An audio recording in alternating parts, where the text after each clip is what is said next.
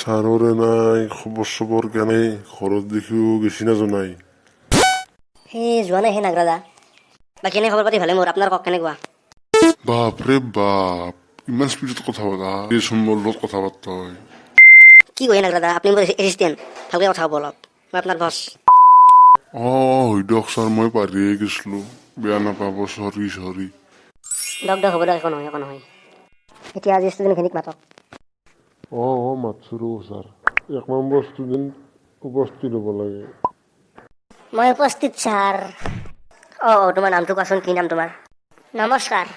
মোৰ নাম আলু মই খাই ভাল পাওঁ সঁচাকৈ আলু সকলোৱে মোক মাতে মৰমত চালোঁ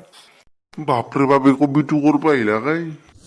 ছাৰ আপুনি কাক কবি বুলি ক'ব আহিছে আপুনি কবি ফুলকবি বন্ধাকবি ওলকবি এই বালৰ বাল দেউলাল তোক মই সেই কবিৰ কথা কওঁ তোক মই কবিতাৰ কবিৰ কথা কৈছোঁ কবিতাৰ কবি এইটো আৰু কি কবি এইটো কেনেকৈ খাব পাৰি ভাতত দেই না আলুত দেই কিহত দেই আলুৰ লগত ভাজি হয় নাই না দালিত হয় সেই ভাইটি তুমি বুজি পোৱা নাই সেই কথাটো মই বুজাই আছোঁ ৰ'বা দেচোন ক তোৰটোৱে শুনো তই কি ক কবিতা হ'ল এনেকুৱা এটা বস্তু য'ত কম শব্দত বহুখিনি কথা বুজিব পৰা যায় আৰু যিখিনি সেই কম শব্দ যিজন মানুহে ৰূপ দিয়ে বা তাক বুজাই পৰাই লিখনি দিয়ে সেইজনক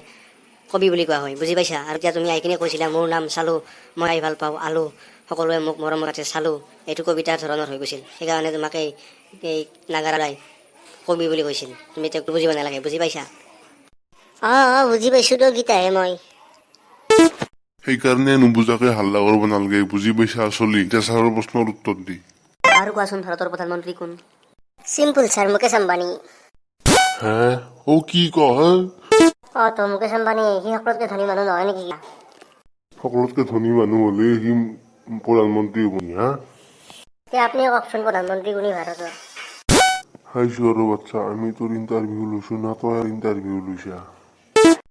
নাগৰত অলপ শান্ত হওকচোন সৰু ল'ৰা বুজালে বুজিবতো ছাৰ আপুনি বুজকচোন কি বুজাই মোক তোমাক মই এয়াই বুজাম যে তুমি চাকৰিৰ কাৰণে যোগ্য নহয় ইয়াৰ পৰা যাব পাৰা যোৱা